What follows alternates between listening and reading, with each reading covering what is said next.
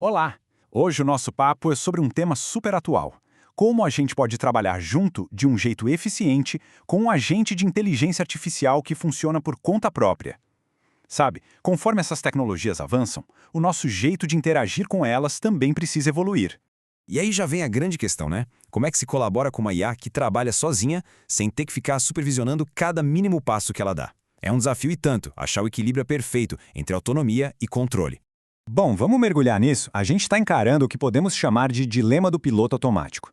Pensa só, conforme as IAs ficam mais autônomas e passam mais tempo trabalhando numa tarefa, ficar de olho em tudo, em tempo real, se torna simplesmente inviável. Não tem como. E a solução para esse dilema, olha, é bem elegante. São os artefatos. Pense neles como se fossem uma ponte de comunicação.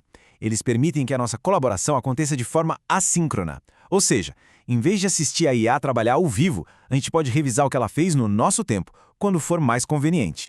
Tá, mas o que é exatamente um artefato? A definição mais formal seria qualquer coisa que o agente cria para fazer o seu trabalho ou para mostrar o processo para um colaborador humano. É basicamente o jeito da IA mostrar o serviço, sabe? Deixar um registro do que foi feito.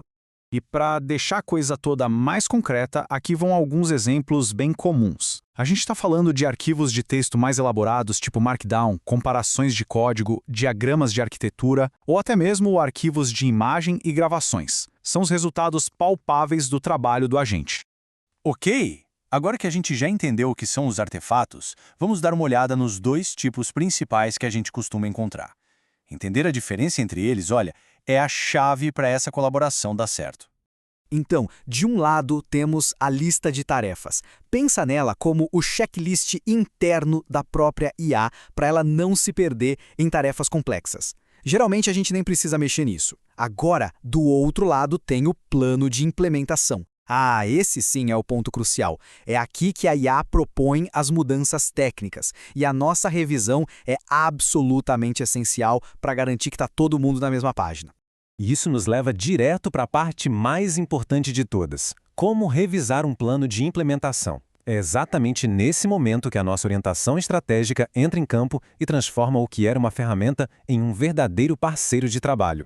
E o motivo disso ser tão vital está resumido nesta citação, que veio direto da fonte. Frequentemente, o agente cria um plano que é um pouco diferente do que você realmente quer. Isso aqui diz tudo, né? Mostra porque o nosso feedback não é só uma opção, ele é parte essencial do processo. O processo de revisão em si é bem direto. Primeiro, a gente recebe o plano da IA. Segundo, a gente analisa com calma as mudanças que ela está propondo. Terceiro, e essa é a parte chave, a gente adiciona comentários direto no artefato para dar nosso feedback. E por último, a gente toma a decisão. Vamos prosseguir com o plano ou pedir uma revisão. Mas aí vem a dúvida. Que tipo de feedback realmente ajuda?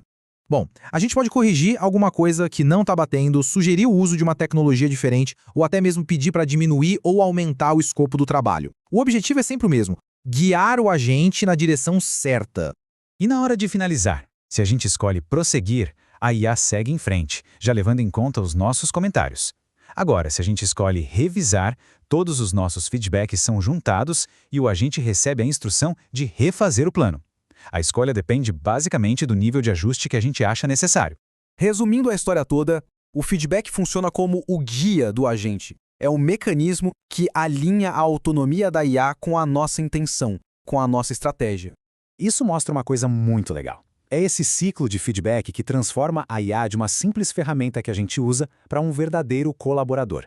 Não é mais sobre dar ordens, é sobre construir uma solução em conjunto. No fundo, o nosso próprio papel evolui muito. A gente deixa de ser aquele supervisor que fica de olho em cada detalhe para se tornar um colaborador estratégico. Alguém que define a direção do projeto e confia a execução ao agente. E tudo isso deixa uma pergunta bem interessante no ar para a gente pensar. Conforme esses jeitos de trabalhar ficam mais comuns, qual será o futuro da colaboração entre humanos e IA? Uma coisa certa, a gente está só no comecinho da exploração desse novo universo de parcerias.